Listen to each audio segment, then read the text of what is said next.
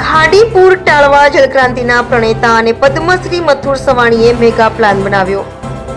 Mega plan સાથે મુખ્યમંત્રી ભૂપેન્દ્ર પટેલને પત્ર લખવામાં આવ્યો। બારડોલીથી ખાડીપુરના પાણી સુરત શહેરમાં આવે છે। આ પાણી રિંગ રોડ પાસે આવેલા છેડછા ગામથી તાપી નદીમાં ડાયવર્ટ કરી ખાડીપુર ઉકેલી શકાય। તાપી નદીમાં વાલક પાસે આ પાણી ડાયવર્ટ કરી શકાય। 12 બાય 12 ડાયામીટરની પાઇપલાઇન નાખી ખાડીપુર ટાળી શકાય। વાલક પાસે તાપી નદીમાં વરસાદી પાણી વાળી શકાય। મથુર સવાણીએ જણાવ્યું કે મુખ્યમંત્રી આ બાબતે ચોક્કસ વિચારશે અને શહેરના હિતમાં નિર્ણય કરશે। સુરત શહેરનો ખૂબ વિકાસ થઈ રહ્યો છે। દુનિયામાં ચોથા નંબરે સુરત શહેરનો વિકાસ થાય છે એવું આપણે અવારનવાર સાંભળીએ છીએ। આ શહેરને દર 2-3 વર્ષે ખાડીપુર આપણને પરેશાન કરે છે, હેરાન કરે છે।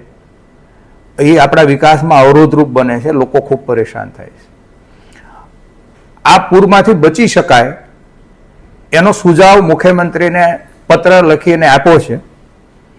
કેવી રીતે બચી શકાય તો સૌરાષ્ટ્રની અંદર 115 ડેમ ભરવા માટે સૌની યોજના બનાવવામાં આવી છે। એના 4 રૂટ મળી અને લગભગ 2000 કિલોમીટરનું પાઇપલાઇન નેટવર્ક ઊભું કરવામાં આવ્યું છે। તો ફક્ત આપણે તો 7 કિલોમીટરનું પાઇપલાઇન નેટવર્ક ઊભું કરીએ એટલે આપણો જે નવો રિંગ રોડ બની રહ્યો છે એ 200 ફૂટના એરિયામાં બની રહ્યો છે। તો વાલક પાસે જે ખાડી ક્રોસ થાય છે ત્યાં આ 2 પાઇપ નાખવામાં આવે છે 12 બાય 12 ફૂટના એરિયાના, જેમાં ટ્રક વયા જાય આવા, અને એને 5000 હોર્સ પાવરના મોટરોથી એ પાણીને ત્યાં સપોર્ટ કરવામાં આવે, પાઇપના નાખવામાં આવે, પ્રેશર કરવામાં આવે। એટલે મોટા ભાગનું પાણી જ્યારે વધારે વરસાદ હોય ત્યારે તાપી નદીમાં ડાયવર્ટ થઈ શકે। આ પ્રકારનું સૌની યોજનાનું મોડલથી રિંગ રોડથી એક આખું બનાવી અને સુરતને કાયમી ખાડીપુરમાંથી બચાવી શકાય છે।